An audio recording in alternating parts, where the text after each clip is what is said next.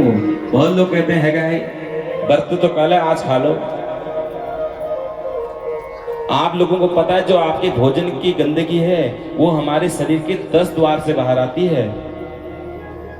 नाखून से, दांत से, जीभ से, कानों से, आंखों से, नाभि से, शरीर के रोम रोम से और गुप्त द्वारों से। इन द्वारों से हमारे शरीर की गंदगी बाहर आती है। इसलिए तो कहते हैं रोज स्नान करना चाहिए, रोज दांत मलने चाहिए, रोज अपने नेत्रों को साफ रखना चाहिए। और जो भोजन करते हैं, भोजन का जो रस है उसको प्यान वायु आता है और उस रस को हमारी पूरी बॉडी में पहुंचा देता है, जिससे हमारे शरीर में एनर्जी आ जाती है। अब जो हमने भोजन कल ग्रहण किया है वह भोजन आज हमारे शरीर से बाहर निकलता है, तो जो कल का भोजन है वो आज निकलता है। तो इसलिए जो आपने भोजन शाम को ग्रहण किया है उसका असर दूसरे दिन देखने को मिलता है। इसलिए एक दिन पहले सात्विक भोजन ग्रहण करना चाहिए। अब बात समझ में आ गई? क्यों करते हैं सात्विक भोजन? प्याज लहसुन में कोई दोष थोड़ा है, प्याज से लू खत्म होती है। डॉक्टर लोग भी इसका आदेश करते हैं ग्रहण करो, लेकिन ये तामसी इसलिए है क्योंकि इनके अंदर तामसत्व है। 3 प्रकार के भोजन होते हैं, राजसी भोजन, तामसी भोजन और सात्विक भोजन।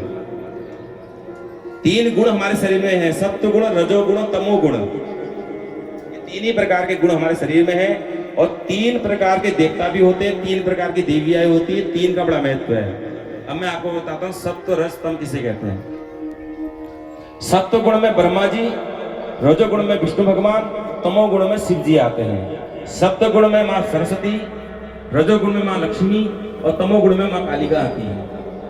सत्व भोजन वैसे सात्विक भोजन भी होता है। सात्विक भोजन में सादा भोजन, उच्च विचार, दाल रोटी सब्जी सलाद, दूध दही मट्ठा, ये सात्विक भोजन है। समझ में आ गया? कौन कौन ग्रहण करते हैं सात्विक भोजन?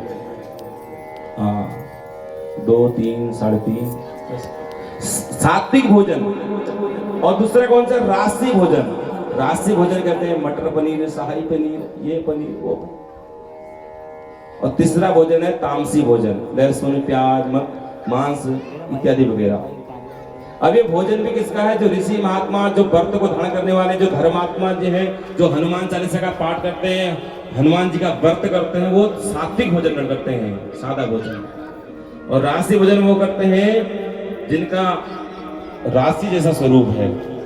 और तामसी भोजन वो करते हैं जो राक्षस होते हैं। तो मुख्य रूप से जो तामस में आता है वो मांस से आता है, इसलिए मांस भक्षण नहीं करना चाहिए। तो राशि और सात्विक भोजन तो ग्रहण कर सकते हो आप लोग, लेकिन तामस भोजन ग्रहण नहीं करना चाहिए। प्रेम सुलस के दरबार की तो सारा